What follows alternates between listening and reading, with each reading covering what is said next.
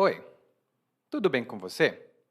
Welcome to Intermediate Portuguese, the only podcast that truly helps you tell your story in Portuguese the way you do in your native language.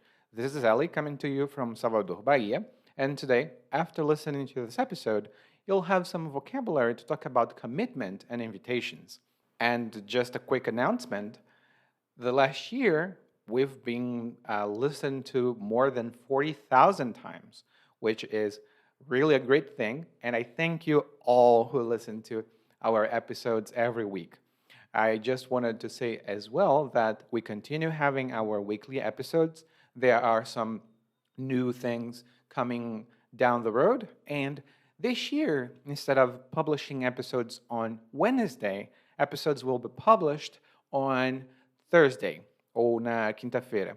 That's easier for me to organize also and manage because I work with a group of students on a regular basis, and it would be good for us to adjust the day. So from now on, episodes are published on Thursday. Agora, vamos começar com o episódio 205, um compromisso com a sogra.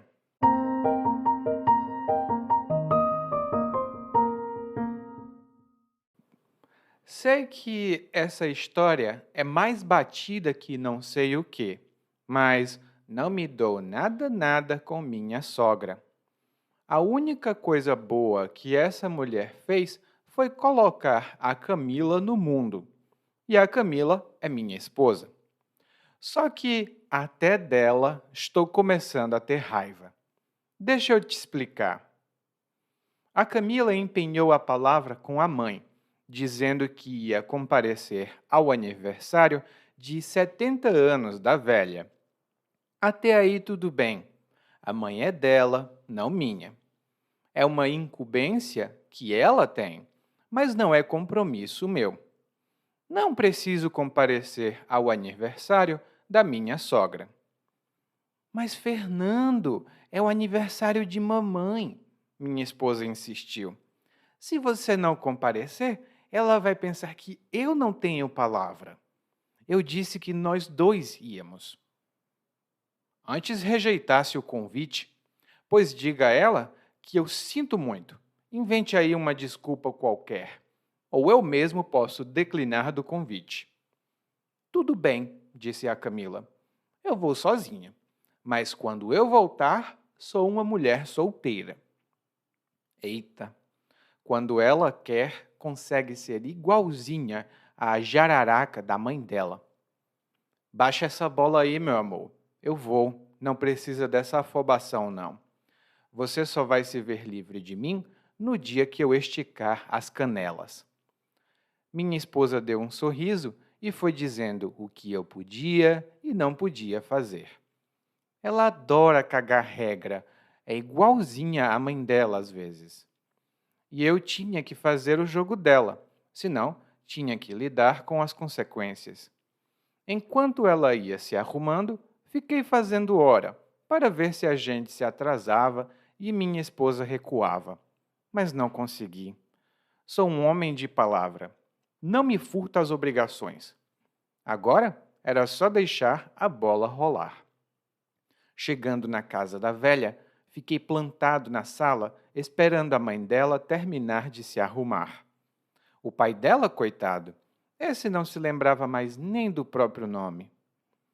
Ela bem que podia estar que nem ele. Cadê o digníssimo? Ouvi minha sogra perguntar, saindo do quarto. Quando ela me viu, disse: Fernando, onde você comprou essa camisa? Tinha para homem? E deu uma gargalhada carregada. Ela era fumante. Eita, vai chover, eu disse, e minha sogra pareceu ofendida. Minha esposa me deu uma bronca só com o olhar. Aí foi minha vez de colocar os panos quentes. Desculpa. Tudo bem. Ia dançar conforme a música, mas ainda ia fazer uma boa com a minha esposa.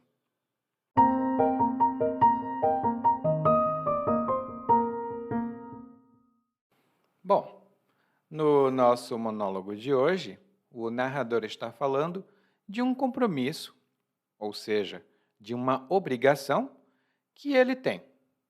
Mas antes de falar disso, ele admite que é uma história batida. Ele admite que o que ele vai contar é uma história batida. E quando nós falamos de uma história, de uma conversa, de alguma coisa que é batida, isso significa que essa coisa foi muito contada, foi muito utilizada e por isso é um clichê. Uma expressão batida é uma expressão que todo mundo usou e é um clichê. Ela perdeu um pouco da novidade. Por exemplo, uma das desculpas mais batidas que os empregados dão para faltar ao trabalho é de uma tia que ficou doente. Todo mundo tem uma tia ou uma avó que fica muito doente, mesmo que não esteja. Então, os empregados contam essa história batida de que uma tia ficou doente e por isso eles não vão poder trabalhar. E de fato, acontece isso muito. As pessoas contam essa história batida. E a história batida do narrador é de que ele não se dá bem com a sogra. Ele não se dá bem com a sogra. Ou seja, ele não tem uma boa amizade. E essa é uma situação antiga. Muitas pessoas, infelizmente, são assim com a sogra. Elas não se dão bem com a sogra. O narrador diz que ela só fez uma coisa boa no mundo. E a coisa boa que ela fez foi colocar a Camila no mundo. A Camila é a esposa do narrador. E quando nós dizemos colocar alguém no mundo, isso significa que você é o pai ou é a mãe dessa pessoa. Por exemplo, se as pessoas pensassem na responsabilidade que é colocar alguém no mundo, elas teriam menos filhos. Se as pessoas pensassem na responsabilidade que é colocar alguém no mundo, elas teriam menos filhos. O narrador diz: bom, foi uma coisa boa colocar a minha esposa no mundo. Mas ele está começando a ter raiva da esposa. Por quê? Por que o narrador está começando a ter raiva da esposa? Ele diz aqui que a Camila empenhou a palavra com a mãe dela. A Camila empenhou a palavra com a mãe dela. E quando você empenha a sua palavra, ou quando você empenha a palavra, isso significa que você promete fazer alguma coisa. Você diz, eu vou fazer, isso é uma promessa. Então você empenha a sua palavra. Por exemplo, eu sei que eu sempre chego atrasado, mas agora eu empenho a minha palavra em chegar cedo. Eu empenho a minha palavra em chegar cedo. Ou seja, eu prometo que eu vou chegar cedo. E alguns dos meus amigos, infelizmente, empenham a palavra, mas eles não mantêm a palavra. Empenhar tem outros significados que estão lá no nosso guia de aprendizagem. Hein? Bom, a Camila empenhou a palavra dela com a mãe dela, dizendo que ia comparecer ao aniversário de 70 anos da mãe. Ela disse que ia comparecer ao aniversário de 70 anos da mãe. Uma pequena observação. O narrador diz da velha, o aniversário da velha. Então, ele não tem lá uma boa relação com a sogra, porque ele chama ela de velha. Ah, e aqui, lembre-se, o narrador está usando uma linguagem muito informal. Por isso, você vai ver expressões informais aqui. Comparecer é uma palavra muito boa, porque quando você comparece a um evento, isso significa que você vai a esse evento fisicamente. Você está presente nesse evento. Por exemplo, se você não puder comparecer à aula, por favor, me avise. Se você não puder comparecer à aula, por favor, me avise. Assim, eu posso remarcar. E isso é normalmente o que um médico fala com os pacientes quando eles marcam uma consulta. Eles dizem, olha, se você não puder comparecer, por favor, avise. Se não puder comparecer, por favor, avise. O narrador diz, olha, tudo bem, a minha esposa prometeu estar presente no aniversário da minha sogra e isso é uma incumbência que ela tem. E uma incumbência é uma responsabilidade, é uma obrigação que alguém tem de fazer alguma coisa. Eu posso dizer, por exemplo, que as minhas incumbências como professor são preparar a aula, ensinar a aula e ajudar os alunos a entenderem e a utilizarem aqueles conhecimentos. Essas são as minhas incumbências, ou as minhas responsabilidades. Lá no guia de aprendizagem, eu tenho algumas fórmulas para falar sobre responsabilidade e obrigação, mas ter uma incumbência é uma delas. E o narrador diz, bom, é uma incumbência que ela tem, ou seja, ela é filha, então a responsabilidade dela é estar com a mãe. Mas não é compromisso meu. Mas não é compromisso meu. E quando o narrador utiliza a palavra compromisso, em português ela tem alguns significados. Aqui, ela está sendo utilizada com o sentido de obrigação. E essa obrigação é uma obrigação de natureza social. Por exemplo, eu sinto muito, mas não posso ficar aqui com vocês, porque eu tenho um compromisso com a minha família às 7 horas da noite.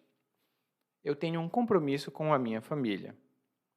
Isso significa que eu vou me encontrar com minha família e muito provavelmente vamos fazer alguma coisa juntos. Talvez ir ao cinema ou ir a um restaurante.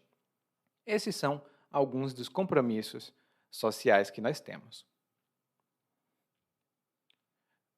Bom, a esposa do narrador não ficou muito feliz, porque ela empenhou a palavra, né? Ela prometeu que tanto ela como o marido estariam no aniversário da mãe. E ela diz, se você não for, ela vai pensar que eu não tenho palavra. Se você não for, ela vai pensar que eu não tenho palavra. E quando nós dizemos que alguém tem palavra, isso significa que essa pessoa cumpre suas promessas. Ela diz que vai fazer algo, então ela faz algo. Uma coisa que eu posso dizer, e às vezes acontece comigo, porque eu sou brasileiro, é: ai, meus amigos não têm palavra. Eles dizem que vão chegar cedo, mas sempre se atrasam. Os meus amigos não têm palavra. Eles dizem que vão chegar cedo, mas sempre se atrasam. E isso acontece. Eu tento não me atrasar, mas às vezes acontece também. Então, às vezes eu não consigo manter a minha palavra. O narrador não fica também muito satisfeito, porque a esposa assumiu uma obrigação por ele. Ela disse: "Ah, ele vai, com certeza." Mas ela não falou com o narrador antes. E o narrador diz: "Ah, antes rejeitasse o convite. Antes rejeitasse o convite." E quando a gente diz antes rejeitasse, fizesse, com o subjuntivo, e geralmente com o pretérito do subjuntivo, isso significa teria sido melhor, blá blá blá. Por exemplo, antes rejeitasse o convite, significa teria sido melhor rejeitar o convite. E um exemplo que eu posso dar é: eu vim para a casa de praia com os meus amigos porque eles me disseram que ia ser muito divertido. Ai, ai, ai, eu me enganei.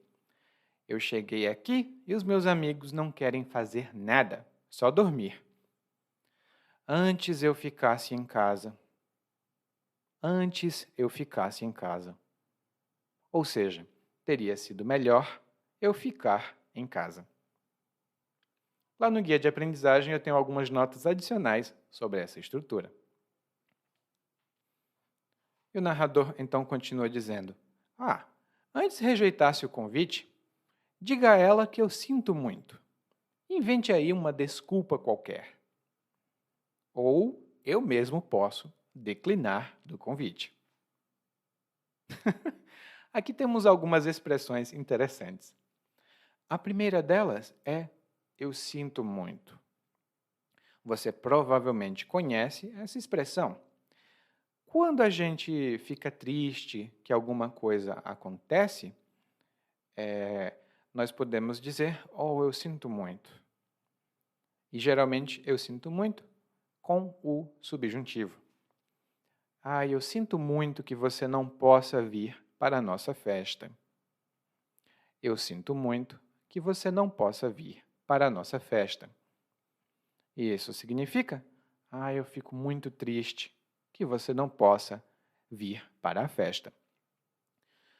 Sinto muito é um pouco forte, mas quando acontece alguma tragédia, alguma coisa mais forte, como quando nós perdemos alguém, sinto muito talvez não seja tão forte. Nesse caso, nós dizemos meus pêsames. Meus pêsames. Lá no nosso guia de aprendizagem, eu tenho uma nota sobre essas expressões.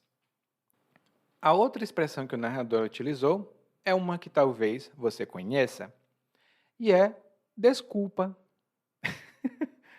Uma desculpa. E uma desculpa é uma justificativa, normalmente falsa, que a gente dá para alguma coisa. Por exemplo, o Carlos telefonou e disse que não pode trabalhar hoje porque o gato dele está doente.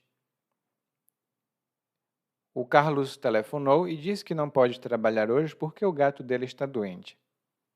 Mas eu acho que é uma desculpa, porque o Carlos não tem gato. Como pode o gato dele estar doente se ele não tem gato? Essa é uma desculpa. E você pode dar uma desculpa para alguma coisa.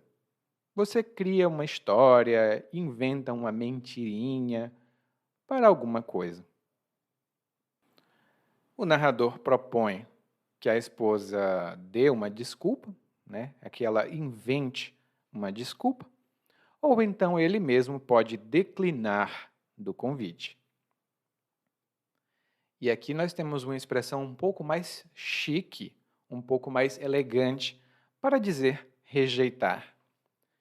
Porque quando você declina de uma oferta, de um convite, isso significa que você recusa esse convite, você rejeita essa oferta.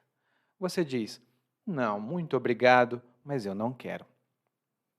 Por exemplo, o departamento de RH daquela empresa entrou em contato comigo oferecendo um emprego lá. Eu fiquei muito feliz, mas declinei da oferta porque o salário era muito baixo. Eu fiquei muito feliz, mas declinei da oferta porque o salário era muito baixo. Bom, a esposa do narrador também não ficou por baixo. Ela não ficou triste, não. Ela disse: tudo bem, você não quer ir? Eu vou sozinha. Mas quando eu voltar, sou uma mulher solteira. E aqui é uma ameaça que a esposa fez. Ela diz: tudo bem, eu vou sozinha, mas quando eu voltar, eu me divorcio de você. Eu vou me considerar uma mulher solteira. É uma ameaça forte. Então o narrador diz: eita! Porque ele ficou negativamente surpreso.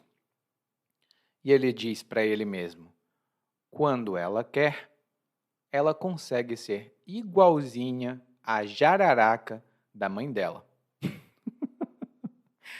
Quando ela quer, ela consegue ser igualzinha à jararaca da mãe dela. E eu estou rindo dessa expressão, a jararaca, porque o narrador realmente não respeita a sogra.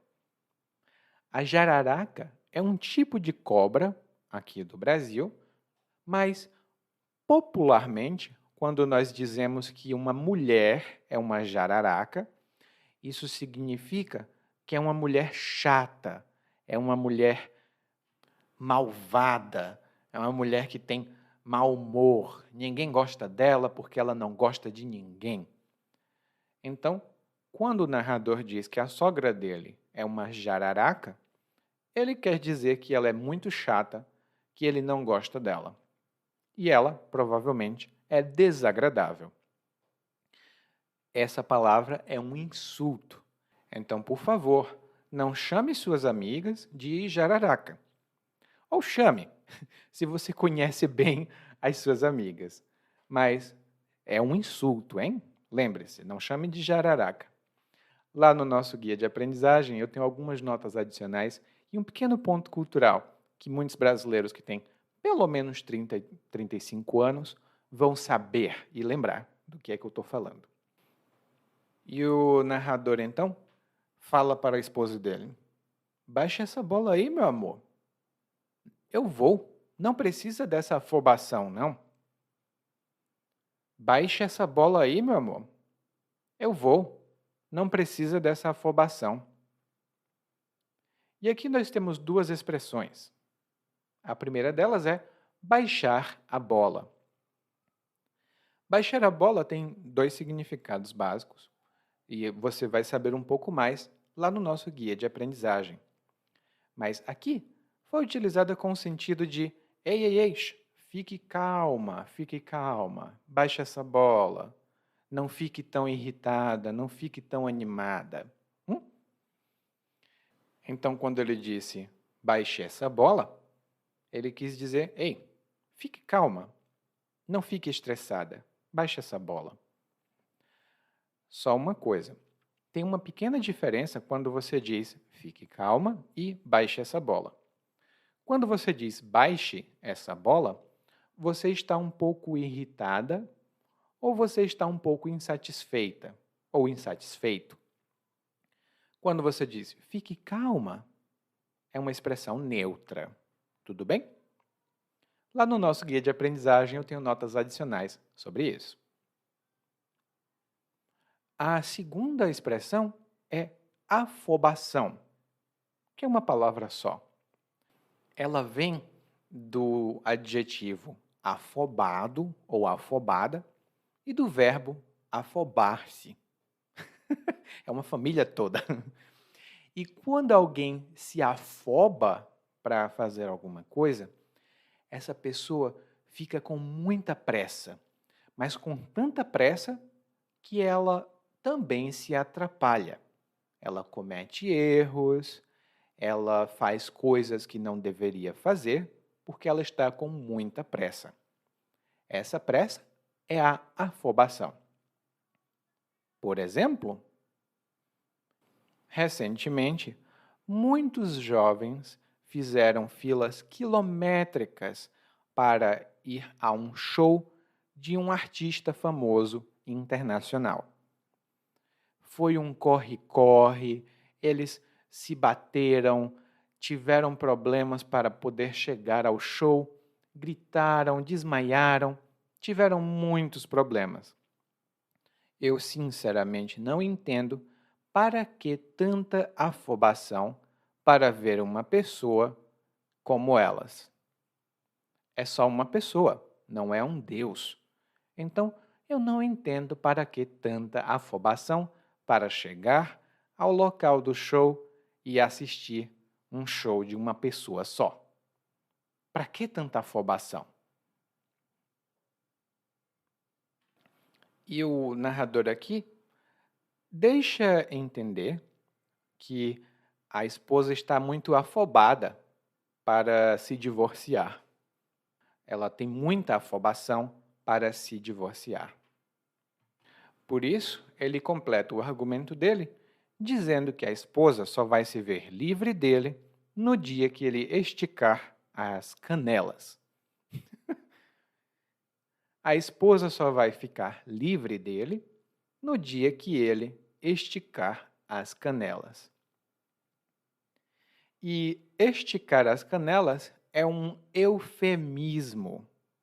É uma expressão que nós usamos no lugar de outra, porque a outra expressão talvez seja forte demais.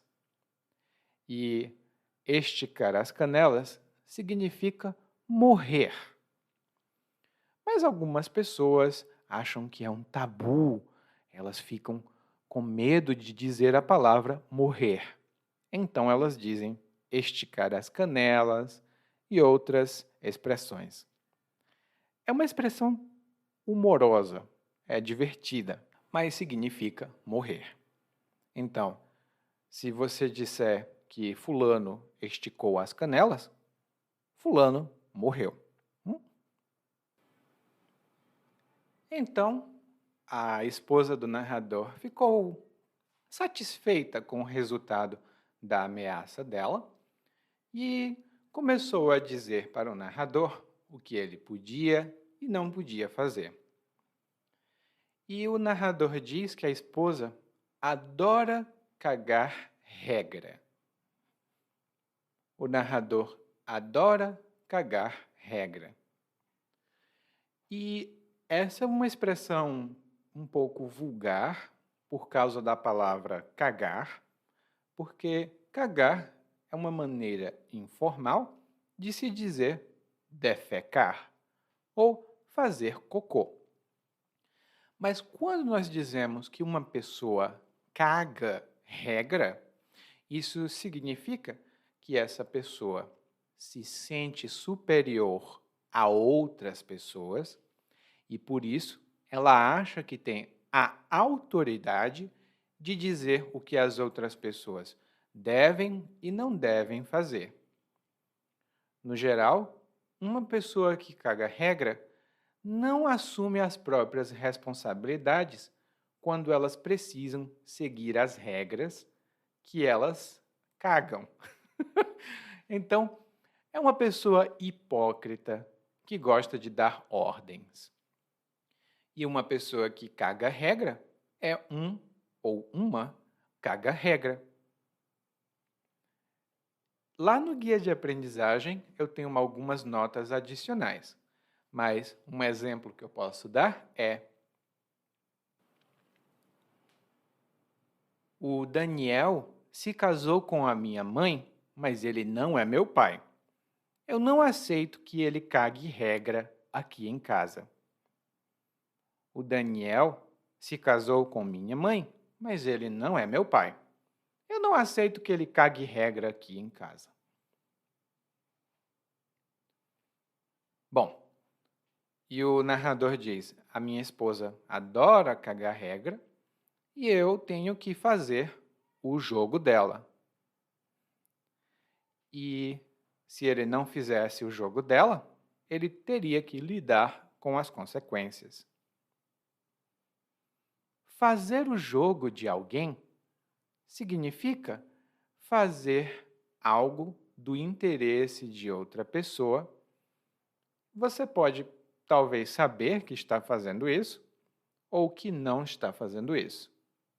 Por exemplo, eu sei que você tem uma boa amizade com o seu colega de trabalho, mas é melhor você não fazer o jogo dele, porque quando você se comporta do jeito que ele sugere, você pode até ficar com uma boa amizade com ele, mas os seus outros colegas de trabalho não gostam disso.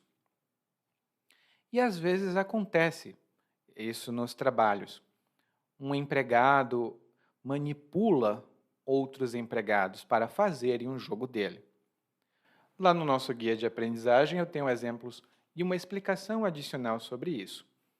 Mas, no geral, não é bom fazer o jogo de outra pessoa. Ou pelo menos nós não gostamos de fazer o jogo de outra pessoa porque podemos nos sentir manipulados. No caso, o narrador tem que fazer o jogo da esposa. Ele tem que ir para o aniversário da sogra, tem que ser educado, tem que fazer tudo porque a esposa dele quer que a mãe dela, a sogra, tenha uma boa impressão. E o narrador diz: olha, a minha esposa estava se arrumando, colocando as roupas dela, e eu fiquei fazendo hora. Eu fiquei fazendo hora para ver se a gente se atrasava e minha esposa recuava. E aqui temos 3 expressões boas. A primeira delas é fazer hora. Fazer hora tem alguns significados, mas aqui significa se ocupar com alguma coisa para se distrair até chegar o momento de fazer outra coisa. Por exemplo, nós terminamos o trabalho com quase 5 horas de folga. Isso significa que tínhamos 5 horas livres e nenhum trabalho para fazer. Então, nós ficamos fazendo hora até chegar a hora de ir embora. Nós ficamos fazendo hora no trabalho até chegar a hora de ir embora. E às vezes acontece isso comigo. Eu tenho aulas durante o dia e às vezes eu tenho um intervalo entre uma aula e outra. E eu fico fazendo hora até chegar a outra aula. Eu leio alguma coisa, eu falo com algum amigo no WhatsApp, eu faço hora. A outra expressão que o narrador utilizou aqui foi se atrasar ou atrasar-se. E você provavelmente conhece essa palavra. Bom, você lida com brasileiros, então você sabe que a gente se atrasa bastante. E se atrasar aqui significa chegar a um local depois da hora combinada. Se nós dizemos que vamos ao restaurante às 10 horas da noite e chegamos lá às 11 horas da noite, nós nos atrasamos. E o narrador ficou fazendo hora para ver se atrasavam. Ele ficou se distraindo sem se arrumar, porque ele queria que a esposa recuasse. E quando você recua de alguma coisa, isso significa que você desiste dessa coisa. Você anda para trás, não literalmente, mas pode ser também, e desiste de fazer alguma coisa. Por exemplo, eu estava preparado para viajar durante esse Natal, mas recuei porque o tempo não está bom. Eu estava preparado para viajar, mas recuei porque o tempo não estava bom. E, de fato, em alguns dos locais onde meus alunos moram agora, o clima não está nada bom. Então, muitos deles precisaram recuar do plano de viajar durante essa época. Esse podcast está sendo gravado em janeiro e no começo de janeiro a gente tem tido muitos problemas climáticos. Bom, o narrador disse que ele até tentou fazer hora para se atrasar, mas não conseguiu, porque ele disse que é um homem de palavra. E quando a gente diz que fulano é de palavra, isso significa que essa pessoa cumpre as promessas que ela faz. Se ela diz, tudo bem, eu vou ao aniversário da minha sogra. Pode não ser agradável, mas ela vai ao aniversário da sogra. E ele diz, eu não me furto às obrigações. Eu não me furto às obrigações. E essa é uma expressão boa até. Quando você se furta a alguma coisa, por exemplo, eu me furto a fazer isso, ou eu me furto às obrigações, isso significa que você evita, você tenta escapar dessas obrigações ou dessas coisas que você precisa fazer. Por exemplo, eu nunca me furto a ajudar os meus amigos, mas quando eu preciso de ajuda, os meus amigos desaparecem. Eu nunca me furto a ajudar os meus amigos, mas quando eu preciso de ajuda, os meus amigos desaparecem. Eu acho que você já deve ter tido experiência com esse tipo de situação, né? Você não se furta a ajudar alguém, mas as pessoas tentam escapar dessa responsabilidade. E o narrador diz, bom, eu sou um homem de palavra, eu não vou escapar, eu não vou fugir das minhas obrigações. Por isso, agora eu vou deixar a bola rolar. Eu vou deixar a bola rolar. E quando você deixa a bola rolar, isso significa que você deixa um evento acontecer, alguma coisa continuar, e você não interrompe, você não faz nenhuma intervenção, você vai deixar acontecer. Por exemplo, eu já me declarei para ela. Eu disse para ela que eu a amava, mas ela não respondeu nada. Eu queria muito fazer ela dizer alguma coisa, mas agora eu só posso deixar a bola rolar. Eu só posso deixar a bola rolar.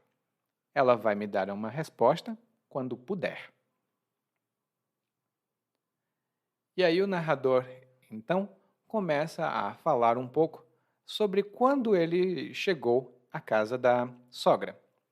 Primeiro ele diz que ficou plantado na sala esperando a sogra, porque a sogra não estava pronta ainda.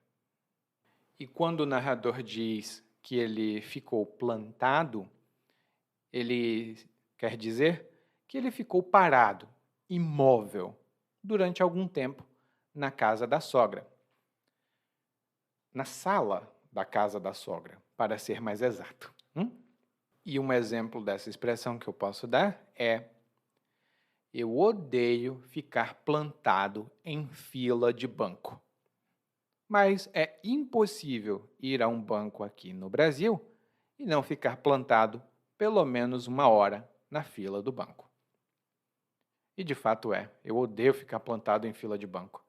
Agora eu não vou mais muito ao banco, porque é possível fazer tudo na internet, mas às vezes nós precisamos ficar plantados esperando alguma coisa. E então a sogra aparece e ela diz: cadê o digníssimo? Cadê o digníssimo? E o digníssimo ou a digníssima é uma expressão muito informal, antiga até, para se referir ao marido ou à esposa de alguém. Eu posso dizer, por exemplo, e como vai seu digníssimo? Querendo dizer, e como vai o seu digníssimo marido? Ou, e como está a digníssima? Querendo dizer, como está a sua digníssima esposa? É uma maneira muito informal de se referir. E é um pouco humoroso também, é um pouco sarcástico. Ela, cadê o digníssimo? Ela não gosta nada dele, mas ela diz, cadê o digníssimo? E a sogra, ela realmente faz algumas piadas com o narrador. Porque ela chega para ele e diz, onde você comprou essa camisa? Tinha para homem? E essa expressão, onde você comprou blá blá blá? Tinha para homem? É uma expressão que nós usamos para irritar homens aqui no Brasil. A implicação é de que essa coisa de que nós estamos falando não é para homem. Talvez para mulher, mas não é para homem. Por exemplo, esses óculos que você está usando são meio estranhos. Onde você comprou esses óculos? Tinha para homem? Porque eles parecem femininos.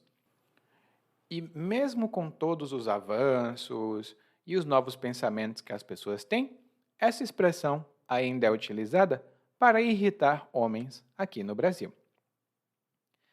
A sogra do narrador fuma. E por isso, quando ela dá uma gargalhada, ela dá uma gargalhada carregada.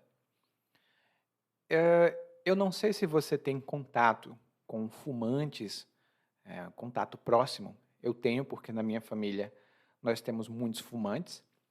E se você nunca ouviu a gargalhada de um fumante, é um pouco como... Eu não consigo fazer esse som, mas é um som carregado que vem do pulmão da pessoa. E às vezes, esse som de chiado, esse som carregado do pulmão, quando alguém ri ou tosse e faz um barulho assim, as outras pessoas dizem, eita, vai chover. Porque dizem que é o barulho que faz no céu quando está chovendo. Por isso, quando o narrador diz, vai chover, ele está fazendo um comentário sarcástico com a sogra. Talvez a sogra não goste disso. E quando ele diz isso, a sogra parece ofendida e a esposa dá uma bronca no marido, mas é uma bronca com os olhos. E a bronca é uma repreensão, é uma reprimenda. Quando uma criança está se comportando mal, você pode dizer, ei, se comporte, fique quieta. Essa é uma bronca. E a esposa do narrador deu uma bronca nele. E aí o narrador disse, bom, eu coloquei os panos quentes. Ou seja, eu disse que o errado era eu. Eu assumi a culpa, mesmo eu não sendo culpado, porque eu sou diplomático e eu quero evitar conflitos. No caso, ele está colocando os panos quentes porque, primeiro, a sogra insultou o narrador. Depois, o narrador insultou a sogra. Então, os dois são culpados. Mas o narrador coloca os panos quentes para evitar um conflito com a esposa. Complicado, né? No final, o narrador diz, eu vou dançar conforme a música. Ou seja, eu vou me comportar de uma maneira conveniente neste momento. Mas ainda vou fazer uma boa com a minha esposa. E quando você faz uma boa com alguém, isso significa que você coloca essa pessoa em uma situação complicada, humilhante, para talvez se vingar ou para prejudicar essa pessoa. No caso, o narrador está prometendo que vai se vingar da própria esposa, porque ele vai fazer uma boa com ela. Bom, e eu vou fazer uma boa com você agora, porque nós vamos escutar o monólogo mais uma vez, mas dessa vez na velocidade natural. Sei que essa história é mais batida que não sei o quê, mas não me dou nada com minha sogra. A única coisa boa que essa mulher fez foi colocar a Camila no mundo. E a Camila é minha esposa. Só que até dela eu tô começando a ter raiva. Deixa eu te explicar.